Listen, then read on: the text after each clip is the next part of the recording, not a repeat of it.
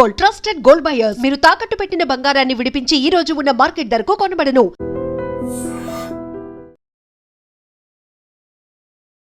నమస్తే, welcome to iDream Inside Politics with Kavitha.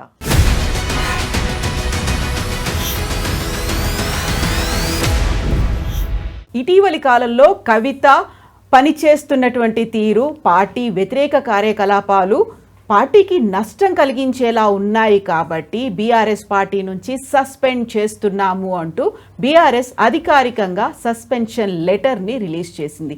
Next కవిత ఇప్పుడు తన ఎమ్మెల్సీ పదవికి కూడా రాజీనామా చేయబోతున్నారనేటువంటి వార్తలు వినిపిస్తున్నాయి. ఆ తర్వాత కవితకి నెక్స్ట్ స్టెప్ ఏంటి? తనకంటూ సొంతంగా పార్టీని ఏర్పాటు చేసుకోవడమేనా? తెలంగాణ జాగృతి పేరుతో సరికొత్తగా పార్టీ రాబోతోందా? మనతో పాటుగా ఉన్నారు పొలిటికల్ అనలిస్ట్ వి ప్రకాష్ గారు. ప్రకాష్ గారు నమస్కారం. నమస్కారం అండి. యాక్చువల్గా కేసీఆర్ కూతురు కాబట్టే కవితకి ఇంత లాంగ్ టైం పీరియడ్ అనేది ఇచ్చారు. అదే ఇంకొకరు ఎవరైనా ఉంటే ఇమ్మీడియట్గా సస్పెండ్ చేసేవాళ్ళు అనేటువంటి వాదనలు, వార్తలు ఇవన్నీ కూడా వినిపించాయి కదా. ఎందుకని ఆలస్యంగా నిర్ణయం తీసుకున్నారా, లేకుంటే సరైన సమయంలో సరైన నిర్ణయం అంటారా? అంటే వేరే వాళ్ళకైతే కొద్దిగా ముందు పిలిపించి మాట్లాడము, హెచ్చరిక చేయడము, ఒకవేళ సస్పెన్షన్ కూడా కొంత ముందే జరిగేది. ఎందుకంటే కేసీఆర్ గారిని దృష్టిలో పెట్టుకుని ఆమె కేసీఆర్ చుట్టూ దయాలు ఉన్నాయని అన్నారు. అదే ఆబ్జెక్షన్ చాలా. ఎందుకంటే ఏ పార్టీకైనా ఒక అగ్రనాయకుడు చుట్టూ దయాలు ఉన్నారు అని చెప్పడం అనేది చాలా పెద్ద మిస్టేక్ అది. బట్ నిన్న ఆమె మాట్లాడిన మాటలు అదొక పరాకాష్ట అని చెప్పవచ్చు. ఆమె పతనానికి పరాకాష్ట అది ఈ పార్టీలో. ఎందుకంటే హరీష్ రావు గారు లేకుండా బీఆర్ఎస్ పార్టీని ఊహించలేం. టీఆర్ఎస్ కానీ బీఆర్ఎస్ కానీ. కేసీఆర్ గారు రథసారథే, బట్ తెలంగాణ ఉద్యమ సారథి కేసీఆర్ అయినా కూడా ఆయన సారథిగా ఉన్న రథాన్ని నిర్మించడంలో, దాన్ని నిర్వహించడంలో హరీష్ రావు గారి పాత్ర చాలా గొప్పది. ఏకంగా నా దృష్టిలో అయితే సరే కేటీఆర్ గారికి ఇచ్చే గౌరవం కేటీఆర్ గారికి ఇస్తాము, ఆయన is a working president. But బిగినింగ్లో కేటీఆర్ గారు, కవిత గారు లేనప్పుడు తాను ఒక్కడై భుజాల మీద వేసుకున్నాడు ఆ పార్టీని. అప్పుడు సంతోష్ గారు కూడా లేరు. నాకు తెలుసు 2000 సంవత్సరం నుంచి 2003 వరకు సంతోష్ లేడు. ఇంకా ఆయననే పట్టుకొని ఆయన అవినీతి పరుడని, అందుకే ఆయనను ఇరిగేషన్ ఇవ్వలేదు, పక్కకు పెట్టాడని, కంటిన్యూ చేయనివ్వలేదని, తర్వాత సిబిఐకి ప్రభుత్వము అప్పజెప్తున్న సమయంలో కాళేశ్వరంలో అవినీతి జరిగిందని కన్ఫర్మ్ చేసిన స్టేట్మెంట్ అది. ఆమె హరీష్ రావు గారు అన్నందుకంటే కూడా, పార్టీ తొక్కలో పార్టీ అన్నందుకంటే కూడా కాళేశ్వరంలో అవినీతిని సర్టిఫై చేస్తూ హరీష్ రావు గారికి అంటగట్టడం, ఈ 3 అంశాలను విడివిడిగా చూసినప్పుడు ఇది చాలా తీవ్రమైన ఆరోపణ. పార్టీ మొత్తం ఒక తాటి మీద ఉంది కాళేశ్వరంలో అవినీతి జరగలేదనడంలో. మాలాంటి విశ్లేషకులు కూడా వారు ఆ పార్టీతో మాకు మొదట్లో ఉన్న సంబంధం కావచ్చు, ఇరిగేషన్ డిపార్ట్మెంట్లో నేను చైర్మన్గా చేయడం కావచ్చు, నీటిపారుదల రంగం మీద ఉన్న అవగాహన వల్ల కావచ్చు, కాళేశ్వరంలో అవినీతి జరగలేదని నేను చెప్తాను. అటువంటిది ఏకంగా ఆయనను టార్గెట్ చేసి అవినీతి జరిగిందని చెప్పడం అని అంటే అది చాలా సీవియర్, అభ్యంతరకరమే కాకుండా పార్టీకి తీవ్ర నష్టం కలిగించేది. భవిష్యత్తులో సిబిఐ ఎంక్వైరీకి ఇది ఒక సాక్ష్యం కూడా అవుతుంది. సాక్షాత్తు సీఎం డాక్టరే అవినీతి కాళేశ్వరంలో జరిగింది, దానికి కారణం వీళ్ళిద్దరు అని చెప్పడం అనేది ఏదైతే ఉన్నదో చాలా చాలా సీరియస్ మ్యాటర్ అది. కాబట్టి ఇంకా పార్టీలో మొదటి రోజు నుంచే నాకు చాలామంది ఎమ్మెల్యేస్ కూడా ఫోన్ చేశారు, సిట్టింగ్ ఎమ్మెల్యేస్ ఆఫ్ టీఆర్ఎస్. ఈమె ఇట్లా మాట్లాడుకుంటూ పోతే మేము వచ్చే ఎన్నికల్లో గెలవము, మీరు ఎందుకు చెప్పకూడదు కేసీఆర్ గారికి కానీ కేటీఆర్ గారికి కానీ నా మీద ఒత్తిడి తెచ్చారు. అంటే ఇక ఒత్తిళ్ళు చాలా తీవ్రమై ఉంటాయి. ఇంకా గత్యంతరం లేని పరిస్థితి పార్టీకి ఎదురైంది. తప్పనిసరి పరిస్థితుల్లో సస్పెండ్ చేశారు. కారణం ఏంటంటారు? యాక్చువల్గా ఒక గ్యాప్ పెరిగింది అనేది వినిపించింది గతంలో. తన అరెస్ట్కి సంబంధించి అరెస్ట్ సమయంలోనే బీజేపీలో బీఆర్ఎస్ని విలీనం చేసే ప్రయత్నాలు జరిగాయి అనేటువంటి వాదనతో పాటుగా తనకంటూ ఎవరూ కలిసి రాలేదు, కలుపుకుపోదామని చూసినప్పటికి కూడా బీఆర్ఎస్లో ఉన్నటువంటి కీలకమైన లీడర్లు కూడా తన మీద తీన్మార్ మల్లన్ లాంటి వాళ్ళు వ్యాఖ్యలు చేసినప్పుడు కూడా ఎవరూ స్పందించలేదు అనేది. ఆ గ్యాప్ ఇంతలా ఎందుకు పెరిగింది? తనే పెంచుకున్నది కదమ్మా. ఇప్పుడు ఆ రోజు ఎయిర్పోర్ట్లో ఆ స్టేట్మెంట్ ఇవ్వకుండా ఆ లెటర్ ఏదైతే లీక్ అయిందో దాన్ని బయటికి మీడియాకు పెద్దగా దాని మీద కేసీఆర్ గారి దగ్గర నుంచి ఆ లెటర్ లీక్ అయింది అనే వ్యాఖ్యలు చేయకుండా దాన్ని ఇగ్నోర్ చేసి దానివల్ల ఆమెకు మైలేజ్ వచ్చింది. లెటరు బయటికి రావడం వల్ల ఆమె పార్టీలో ఉన్న అంశాలనే ఆమె ప్రశ్నించారు, ఆమె తప్పేం చేయలేదని ఒక మైలేజ్ వచ్చింది. కానీ దాన్ని ఆమె కాపాడుకోలేకపోయారు. ఎయిర్పోర్ట్లో మీడియా సమావేశంలో ఆమె చేసిన వ్యాఖ్యల వల్ల ఆ గ్యాప్ అక్కడ నుంచి స్టార్ట్ అయింది.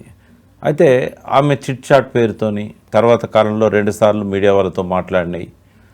అవి ఆఫ్ ది రికార్డ్ అన్నా చిట్ చాట్ అంటే బయటకు వస్తాయి.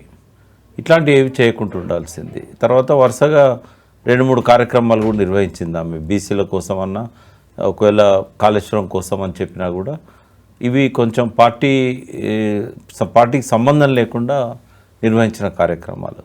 అంటే ఈ గ్యాప్ తనే పెంచుకున్నది అనేది నాకున్న అవగాహన. తనే గ్యాప్ పెంచుకుంటూ వచ్చింది. ఎందుకని? దానికి కారణాలు బయటికి ఆమె ఏం చెప్పట్లేదు. ఆమె చెప్తున్నవి వాస్తవాలు కాదు. ఆమె బయటికి చెప్తున్న లెటర్ లీక్ అనేది కావచ్చు కానీ ఇంకోటి కానీ పార్టీకి ఆమె దూరం కావడానికి కారణమైతే కాదు. ఆమెకి ఇడెన్ కారణాలు ఏమున్నాయనేది ఆమె చెప్పేదాకా మనకు తెలియదు.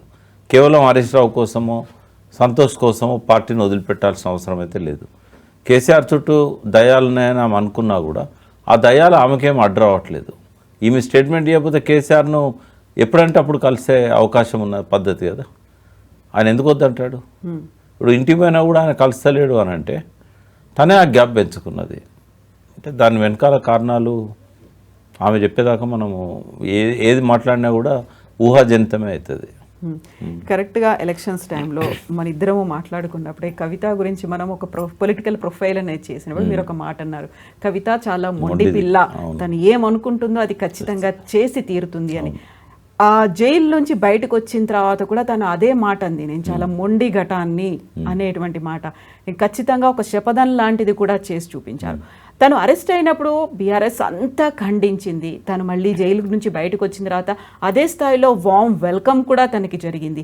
ఆ తర్వాత జరిగినటువంటి పరిణామాల్లో అంటారు కదా, మనకి ఈ మార్పుకి కారణం ఏంటి, అంత సడన్గా ఒక స్విచ్, ఒక టర్న్ అవడానికి కారణం ఏంటి అసలు? ఇవి సహజ పద్ధతిలో పరిణామాలు జరిగితే అనలిస్టుల అంచనాలకు అంతదమ్మా. సహజ పద్ధతిలో జరగడం లేదు. దీని వెనకాల ఒక ఏదైనా కాన్స్పిరసీ ఉందా? నేనైతే ఉన్నదని అనుకుంటున్నా. ఎవరు చేయిస్తున్నారు? ఇప్పుడు ఆమె వల్ల పార్టీకి నష్టం జరుగుతూ ఉంది. పార్టీకి నష్టం జరిగితే కొంతమంది లాభం జరుగుతుంది. ఎవరైతే ఈ పార్టీ అడుగుజాడలు లేకుండా చేయాలి, ఈ పార్టీని బొందబెట్టాలి, ఇట్లాంటి ఆలోచనలు చేస్తున్న వాళ్ళు ఎవరైతే ఉంటారో వాళ్ళకు ఉపయోగపడే విధంగా ఆమె చర్యలు ఉన్నాయి. ఆ వెనకాల వాళ్ళు ఉన్నారా లేదా అనేది కాలమే తెలుస్తుంది. బట్ తను వేస్తున్న ప్రతి అడుగు, తను మాట్లాడే ప్రతి మాట వాళ్ళకు ఉపయోగపడే విధంగా ఉన్నాయి. అంటే ఒకటి తెలంగాణ శత్రువులు, రెండవది కేసీఆర్ గారికి వ్యక్తిగతంగా శత్రువులు. మరి అటువంటి వాళ్ళకు ఉపయోగపడే విధంగా మాట్లాడకూడదు కదా. నేను ఆ పార్టీలో లేకున్నా కూడా ఒక దీపాన్ని గాలి కారిపోనీయకుండా కాపాడినట్టుగా నేను ఆ పార్టీని కాపాడిన కేసీఆర్ గారు తెలంగాణకు చేసిన మేలు ఎవరికి సాధ్యంగా తెలంగాణ తెచ్చినలనే ఒక కృతజ్ఞతతో ఆయన నాకు ఇంటర్వ్యూస్ ఇయ్యని రోజుల్లో కూడా నేను ఆయన మీద ఎన్నడూ మాట్లాడలే అగెనిస్ట్గా. ఓటమికి ఆయన కొంత కారణమైనప్పుడు కొంత కోపం వచ్చి అహంభావం అని ఇట్లాంటి పదాలు నేను వాడినే. కానీ ఇవాళ ఒక టవరింగ్ పర్సనాలిటీ ఎవరు అంటే తెలంగాణ కేసీఆర్ గారే. సరే అధికారంలోకి వస్తాడా రాడా అనేది పక్కకు పెడదాం.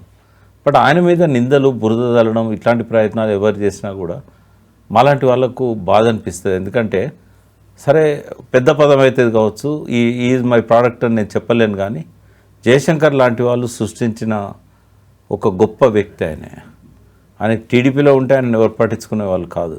ఆయన ఏ మంత్రి ఉన్నా కూడా పెద్దగా ఆయనకు పలుకుబడి పెరిగేది కాదు. ఆయన అంతకుముందు ట్రాన్స్పోర్ట్ మినిస్టర్ ఉన్నా కేసీఆర్ గారు ఎవరికి గుర్తు కూడా లేరు. తెలంగాణ నినాదమే ఆయన లేపింది. ఆ తెలంగాణ నినాదమే ఆయన నా పార్టీ అధ్యక్షునిగా రాణించడానికి సహాయపడ్డది. ఆ తెలంగాణ నినాదమే ఆయన ఎన్నికల్లో ముఖ్యమంత్రి కావడానికి కూడా కారణమైంది. కాబట్టి ఆ వ్యక్తిని ఎవరు దూషించినా పరోక్షంగా నోటితో పొగిడి నొసటితో వెక్కిరించిన నిన్న కవిత గారు మాట్లాడిన మాటల్లో ఆ తండ్రి కోసము అవసరమైతే తొక్కలో పార్టీ అంటే ఎవరి గురించి అయితే మీరు కాపాడాలని ప్రయత్నం చేస్తున్నారో మీ ప్రవర్తన వల్ల ఆ వ్యక్తికే నష్టం జరుగుతున్నప్పుడు ఆయన ప్రతిష్ట మంటగలిసిపోతున్నప్పుడు ఈ ద్వంద్వ విధానాలు ఏవైతే ఆమె మాటల్లో కనబడ్డాయో హరీష్ రావు మీద కాళేశ్వరం అవినీతిని ఆపాదించడం అంటే అది కేసీఆర్కి ఆపాదించడం. హరీష్ రావు మామూలు మంత్రి అనలా, కానీ ముఖ్యమంత్రి కేసీఆర్. సిబిఐ విచారణ సమయంలో సిబిఐకి ఇచ్చినందుకే అంత ఆవేశం కోపం నిజమైతే అదే సమయంలో హరీష్ రావు మీద అవినీతి ఆరోపణ చేయకూడదు. సమయం చాలు చేయాలనుకున్నప్పుడు ఎప్పుడైనా చేయొచ్చు కదా.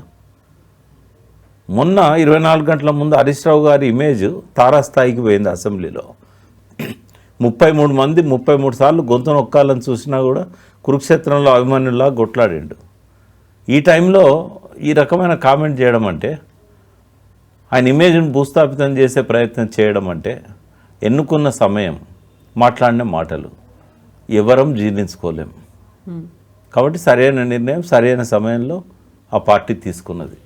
ఇప్పుడు యాక్చువల్గా కవిత అరెస్ట్ అయ్యి జైల్లో ఉన్నప్పుడు కూడా ఒక కూతురు జైల్లో ఉంది కాబట్టి తండ్రిగా తను వెళ్ళి చూడలేకపోయారు అనేది ఒక ఎమోషనల్ అటాచ్మెంట్, ఒక ఫీలింగ్ అనేది అక్కడ కనిపించింది. ఆ తర్వాత జైలు నుంచి వచ్చిన తర్వాత తను వెళ్ళి ఫామ్ హౌస్లో కేసీఆర్ని కలిసిన తర్వాత మాత్రమే దెవర్ ఇన్ టీయర్స్. ఆ తర్వాత తను ముందు నుంచి చేస్తున్నటువంటి మా తండ్రి మంచివాడే కాకపోతే చుట్టూ దయ్యాలు ఉన్నారు అనే మాటతో పాటుగా సిబిఐ దాకా వెళ్లాల్సినటువంటి పరిస్థితి మా తండ్రికి కల్పించారు చుట్టూ ఉన్నటువంటి వాడు. అక్కడ తండ్రి మీద ప్రేమ ఉంది అనుకోవాలా, లేకుంటే అక్కడ వ్యతిరేకమైనటువంటి భావన ఈ చుట్టుపక్కల ఉన్న వాళ్ళ మీద ఉంది అనుకోవాలా? చుట్టూ దయ్యాలు ఉన్నాయని చెప్పిన తర్వాత కూడా తొలగించుకోలేనంత అసమర్థుడా కేసీఆర్? తెలియదా దయ్యం ఏదో మంచి ఏదో ఆయన చుట్టూ ఉన్న వాళ్ళని ఎట్లా ఉపయోగించుకోవాలనో? ఆయనే తెలంగాణ తెచ్చిన నాయకుడు. కానీ ఎన్నిసార్లు గెలిచిండో కౌంట్లెస్. నాకైతే లెక్క దొరకదు ఆయన ఎన్నిసార్లు ఎంపీ అయ్యిండు, ఎన్నిసార్లు ఎమ్మెల్యేలు అయ్యండు, ఎన్ని ఉప ఎన్నికల్లో కొట్లాడి గెలిచిండు. ఓటమి ఎరుగని నిన్న మొదటిసారి సిద్దిపేటలో ఓడిపోవడం, మొన్న కామారెడ్డిలో ఓడిపోవడం తప్పితే ఓటమి తెలియదు ఆయనకు. అటువంటి గొప్ప నాయకుడు దయ్యాలు ఎవరో దయ్యాలు కాని వారు ఎవరో తెలుసుకోలేనంత ఇది ఉంటాడా? అంటే ఆయనంత తక్కువ చేసి మాట్లాడడం అవుతుంది. అది చుట్టూ దయాలని అంటే నీకు సోయి లేదు అన్న మాట దాని వెనకాల ధ్వనిస్తుంది. అట్లా అనడం కూడా తప్పే. ఆమె దయ్యాలు భూతాలు అనడం కంటే ఒక లెటర్ రాసి నీ చుట్టూ ఉన్న వాళ్ళు ఈ రకంగా ప్రవర్తిస్తున్నారు, వాళ్ళ వల్ల పార్టీకి నష్టం జరుగుతూ ఉంది, నా నోటీస్కి వచ్చిన విషయాలు ఇవి, మిమ్మల్ని కాపాడుకోవడం మా అందరి బాధ్యత అన్న పద్ధతిలో ఆమె రాసి ఉంటే, లేదా వ్యక్తిగతంగా ఆయన కలిసి చెప్పుకొని ఉంటే అది వేరు. అంతేగాని అట్లా మాట్లాడడం అనేది కరెక్ట్ కాదు. ఆయనేం పరాయివాడ? సంతోష్రావు ఎవరు? వాళ్ళ సొంత చిన్నమ్మ కొడుకు కదా. అట్లా మాట్లాడడం కరెక్టా? సో ఇప్పుడు ఇంత జరిగింది, కవిత మీద ఎవరో ఇన్ఫ్లుయెన్స్ ఉంది అనుకుంటున్నప్పుడు నా వెనకాల ఎవరూ లేరు, కాంగ్రెస్ లేరు, బీజేపీ లేదు అనేటువంటి మాట తను చాలా గట్టిగానే చెప్తూ వచ్చింది. అయినప్పటికీ కూడా విత్ ఇన్ 24 అవర్స్లో తన్ని సస్పెండ్ చేసేశారు. సస్పెండ్ చేస్తే తను కూడా ఇమ్మీడియట్గా ఇంకో స్టెప్ నేను ఎమ్మెల్సీ పదవి కూడా రాజీనామా చేస్తాను అనేటువంటి ఆలోచనలో తను ఉందని. ఆ తర్వాత మళ్ళీ తనంతట తనగా ఒక పార్టీ పెట్టబోతుందా, తెలంగాణ జాగృతిని అందుకే స్ట్రెంగ్తెన్ చేసిందా అనేటువంటి మాట. అంటే ఆమెకు రైట్ ఉంది కదమ్మా, పెట్టొచ్చు కదా. ఇప్పుడు ఈ పార్టీలోకి వెళ్ళి సస్పెండ్ అయింది. సస్పెండ్ అయిన తర్వాత ఆమె ఇంకొక పార్టీ పెట్టుకోవడానికి ఆమెకు రైట్ ఉంది కదా. సస్పెండ్ అయింది కాబట్టి ఆమె ఇండిపెండెంట్ అయిపోయింది ఇప్పుడు ఎమ్మెల్సీగా. అంటే రేపు బహుశా టర్మినేట్ కూడా చేస్తారు. టర్మినేట్ చేసిన తర్వాత ఆమె ఎమ్మెల్సీ కంటిన్యూ కావచ్చు, దానికి ఏం రిజైన్ చేయాల్సిన అవసరం లేదు. ఎమ్మెల్సీగా ఉంటే ఆమె ఇంకో పార్టీ పెట్టుకోవచ్చు, దాన్ని ఎవరు కాదన్నారు. సరే, ఆమెకు ఒకవేళ శక్తి ఉంటే ఆ పార్టీని అగ్రస్థానంలో పోటీకి నిలిపగలిగే స్థాయికి తీసుకుపోతుంది. ఒకవేళ జనం ఆమె చేసింది తప్పు అని అనుకుంటే, కేసీఆర్ బిడ్డగానే ఆమెను చూసుంటే, కేవలం జాగృతి అధ్యక్షురాలుగానే ఆమెను చూస్తుంటే ఆ స్థాయికి ఆమె ఎదగకపోవచ్చు. బట్ పార్టీ పెట్టగానే ఎవరు అధికారంలోకి రావాలనుకోరు. 5 ఏళ్ళలో 10 ఏళ్ళలో కష్టపడుతుంది. ఆమె ఆలోచనలు ఏందో మనకైతే తెలియదు. బట్ ఒకవేళ పార్టీ పెట్టాలనుకుంటే పెట్టుకోవచ్చు, ఆమె ఇబ్బంది ఏముంది. ఈ మధ్య కాలంలో విపరీతంగా వినిపించినటువంటి మాట తెలంగాణలోనే సరికొత్తగా ఒక పార్టీ రాబోతోంది అని. తీన్మార్మల్లన్న పెడుతున్నారా, లేకుంటే బీసీల తరఫున ఒక పార్టీ రాబోతుందా అనుకుంటే, అనుకోకుండా తెలంగాణ జాగృతి రూపంలో ఇంకో పార్టీ రాబోతోంది అనేటువంటి విశ్లేషణలు కూడా ఉన్నాయి. పార్టీలు చాలా వచ్చాయమ్మా. ఇప్పుడు 1947 తర్వాత ఇంకా ముందు తీసుకుంటే 52 తర్వాత మొదటి పౌర ఎన్నికలు జరిగినాయి 1952 బూరుగుల రామకృష్ణారావు గారు. ఆ రోజు నుంచి ఈ రోజు వరకు నాకు తెలిసి ఒక 60-70 పార్టీలు అంటే ప్రముఖ నాయకులు పెట్టిన 60-70 పార్టీలు ఉంటాయి. మిగిలిన ఎన్ని పార్టీలమ్మా? మిగిలిన పార్టీలలో మనం చూస్తే ఒకటి తెలుగుదేశం, 2 టీఆర్ఎస్, ఇంకా వేరే పార్టీ ఏది మిగలలేదు. అదివరకు బాగా బలంగా ఉన్న సిపిఐ, సిపిఎంఏ పతనం అయిపోయినాయి. మరి పార్టీలు పెట్టడంలో సంతోషం ఏమున్నది? ఆ పార్టీని నిలబెట్టుకోగలగాలి. ఆ పార్టీకి స్పేస్ ఉందా? ఒక కరెక్ట్ స్పేస్ ఉన్న టైంలో తెలుగుదేశం వచ్చింది, 9 నెలల్లో టార్గెట్ అచీవ్ చేసింది, అధికారంలోకి వచ్చింది. తెలంగాణ మాడిపోతున్న సమయంలో ఎక్కడ దొరికితే అక్కడ ఎన్కౌంటర్లు, రైతుల ఆత్మహత్యలు, పొద్దున్న లేవగానే పల్లెల్లో ఇనుప బూట్ల చప్పుళ్ళు, పొద్దున్న లేవగానే ఊరు వాళ్ళంతా పోలీస్ స్టేషన్ల పైరవీలు, ఇట్లా ఉన్న సమయంలో కరెక్ట్ టైంకి టీఆర్ఎస్ వచ్చింది.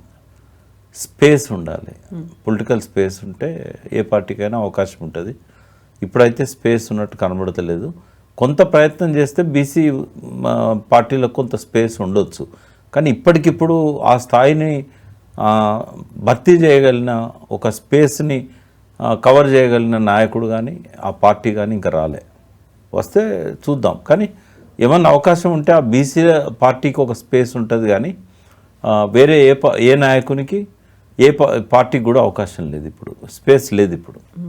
సో బీఆర్ఎస్లో ఉంటూనే తెలంగాణ జాగృతిని బాగా డెవలప్ చేసుకున్నారు. ఇక్కడే కాదు, విదేశాల్లో కూడా శాఖలు, ఆ తర్వాత రౌండ్ టేబుల్ కాన్ఫరెన్స్లు, లేకపోతే నిరసన ప్రదర్శనలు, ఇవన్నీ తనంతట తనుగా ఒక డిజైన్ చేసుకుని ముందుకెళ్తున్నాడు. ఇప్పుడు నిజంగా ఒక పార్టీ కనుక పెడితే తనకంటూ అడ్వైజర్లు ఉండాలి, రాజకీయ సలహాదారులు అంటారు, గురువులు అంటారు, ఇలాంటి వాళ్ళు ఎవరెవరు తనతో వెళ్తారు, తన దగ్గరికి వచ్చేవాళ్ళు ఎవరు అంటే ఏం చెప్తారు? జీవితంలో వివిధ పనులలో ఉన్నవాళ్ళు, వివిధ లక్ష్యాలను పెట్టుకొని పనిచేస్తున్న వాళ్ళు, అది పారిశ్రామికవేత్తలు కావచ్చు, విద్యార్థులు కావచ్చు, మీలాంటి యాంకర్స్ కావచ్చు, లేదా సినిమా నటులు కావచ్చు, రాజకీయ నాయకులు కావచ్చు, 97% ఫెయిల్ అవుతారు. ఎందుకంటే వాళ్ళ గురువు ఉండడు. ఒకవేళ ఎవరన్నా చెప్పడానికి ప్రయత్నం చేసినా వినరు. గురువు లేని విద్య గుడ్డి విద్య అన్నట్టు ఈ మెంటర్ అనేవాళ్ళు లేనప్పుడు జీవితంలో సక్సెస్ రాదు. మెంటర్ ఉన్నంత మాత్రాన కూడా సక్సెస్ రాదు. మెంటర్కి సబ్మిట్ కావాలి, మెంటర్ చెప్పినవి ఫాలో కావాలి. బంగ్లా మీకలు దునుకోమని మెంటర్ చెప్తే బంగ్లా మీకలు దునకాలి. ఎందుకంటే అంత లాయల్గా మెంటర్షిప్ తీసుకునే వాళ్ళు ఎవరైతే ఉంటారో వాళ్ళు కరెక్ట్ బాటలో ఉంటారు. బట్ కవితకు మెంటర్ లేరు, కవిత మెంటర్ మాట వినే రకం కాదు. ఆ మొండితనమే ఆమె నా మెంటర్షిప్ నుంచి దూరం చేస్తుంది. కాబట్టి మెంటర్షిప్ లేని వాళ్ళు సక్సెస్ కారు. అది కవిత కావచ్చు, ఈ కవిత కావచ్చు, ఏ కవిత అయినా కావచ్చు. మెంటర్షిప్ అనేది చాలా చాలా అవసరం. ఒక గైడెన్స్ అనేది ఉండాలి, ప్రాపర్ పాత్ వేసేవాళ్ళు ఉండాలి ఖచ్చితంగా. మెంటర్షిప్ అనేది ఇప్పుడు మీరు ఏ లక్ష్యం పెట్టుకొని అయితే ఉన్నారో ఆ లక్ష్యానికి ఇదివరకే చేరుకున్న వాళ్ళు మెంటర్గా ఉండడానికి అర్హులు. మెంటర్ని వెతుకోవడం చాలా ఇంపార్టెంట్. మనకు కరెక్ట్గా గైడ్ చేసే వాళ్ళు ఎవరు, గైడ్ చేసిన తర్వాత వారిని నమ్మి వారు చెప్పినట్టుగా పోవాలి అనేది ఆచరణ. ఇదంతా ఉంటే ఎవరైనా సక్సెస్ అవుతారు. సక్సెస్కి సమయం కూడా కలిసి రావాలి. అంతే. కేసీఆర్ గారు 2000 సంవత్సరం నవంబర్లో మెంబర్షిప్ బుక్స్, తర్వాత పాటల క్యాసెట్లు, జెండా అన్నీ పెట్టుకొని పూజ చేశారు. భార్యాభర్తలు ఇద్దరు కూర్చొని పండితుడిని పిలిచి కొత్త పార్టీ పెడుతున్నామని. వెంటనే ఆ పూజ అయిపోయిన తర్వాత మళ్ళీ ఆలోచించి సరైన సమయం కాదు ఇది, లోకల్ బాడీస్ ఎన్నికలు వచ్చినప్పుడు మనం పార్టీ పెడదాం. ఇప్పుడు పెడితేనో కేవలం తెలంగాణలోనే మన పార్టీకి వస్తారు. అప్పుడైతే ఎన్నికల్లో ఉన్న ఆశావాహులు, అన్ని పార్టీలలో టికెట్ రాని వాళ్ళు కూడా వస్తారు. ప్రభంజనంలాగా అది సక్సెస్ అవుతాం మనం. కాబట్టి ఇది సరైన సమయం కాదన్నాడు, పక్కకు పెట్టేశాడు. అందుకే కవిత గారు పార్టీ పెట్టాలన్నా ఒకటి మెంటర్ కావాలి, రెండవ సరైన సమయం కావాలి, ఆ స్పేస్, తర్వాత సరైన నినాదం కావాలి. తెలుగు జాతి ఆత్మగౌరవం అనేది ఈ తెలుగుదేశం పార్టీని నిలబెట్టిన నినాదం. నాయకుడు కూడా ప్రజలందరికీ తెలిసిన నాయకుడు. కేసీఆర్ గారు ప్రజలందరికీ తెలిసిన నాయకుడు కాకపోయినా కూడా తెలంగాణ నినాదం తీసుకొని వచ్చాడు. కాబట్టి అందరం మోసాం. కవిత గారికి ఒక ఇమేజ్ ఉంది, ఆ ఇమేజ్ ఇప్పుడు మస్కబారింది. ఆ మబ్బులు తొలగిపోయాక మళ్ళీ ఆ ఇమేజ్ కొంచెం బ్రైట్ కనబడుతుంది. ఇది రాంగ్ టైం ఆమెకి, ఎందుకంటే ఇమేజ్ మస్కబారింది. ఆమె కడిగిన ముత్యంలాగా ఆ లిక్కర్ కేసు నుంచి బయటికి రావడం అనేది ఆ మేఘాలు తొలగడానికి సూచన అవుతుంది. సెకండ్ ఏంటంటే తండ్రిని కాపాడాలనే ప్రయత్నంలో తండ్రి చేతిలో సస్పెండ్ అయింది. ఇది కూడా నల్లటి మబ్బు లాంటిదే. ఈ టైంలో ఆమె ఒకవేళ తను ఒక ధ్రువతారగా వెలగాలి అని అనుకుంటే ప్రజలకు కనబడదు, ఎందుకంటే నల్లటి కారుమేఘాలన్నీ కమ్ముకున్నాయి. But it's the wrong time. ఆలోచన కూడా తప్పే. స్పేస్ ఆమెకి ఎక్కడుందో నేను చెప్తా. ముందు ఆమెకు చెప్పాను 4-5 రోజుల క్రితం, ఇప్పుడు మీకు చెప్తాను. ఈ రాష్ట్రంలో నాయకత్వానికి ఏం కొదవలేదు. గల్లీ గల్లీకి ఒక నాయకుడు ఉంటాడు, జిల్లా జిల్లాకు ఒక ముఖ్యమంత్రి కావాలనుకున్న నాయకుడు ఉంటారు. 1947 తర్వాత ఈరోజు వరకు కొన్ని వందల మంది అగ్రస్థానాలల్లో మంత్రులుగా ముఖ్యమంత్రులుగా పనిచేసిన నాయకులు ఎంతోమంది ఉన్నారు. కానీ చరిత్ర వీళ్ళు ఎవరిని గుర్తుపెట్టుకోదు. ఎంతమంది ముఖ్యమంత్రులు ఉన్నా వాళ్ళు ఏం చేస్తారనే దాన్ని బట్టి వాళ్ళకు గుర్తింపు వస్తుంది. ఇవాళ స్పేస్ ఎక్కడుంది ఆమెకు అంటే, రాజకీయాల్లో చేయాల్సిన దానికంటే 100 రెట్లు బయట చేయాల్సినవి చాలా ఉన్నాయి.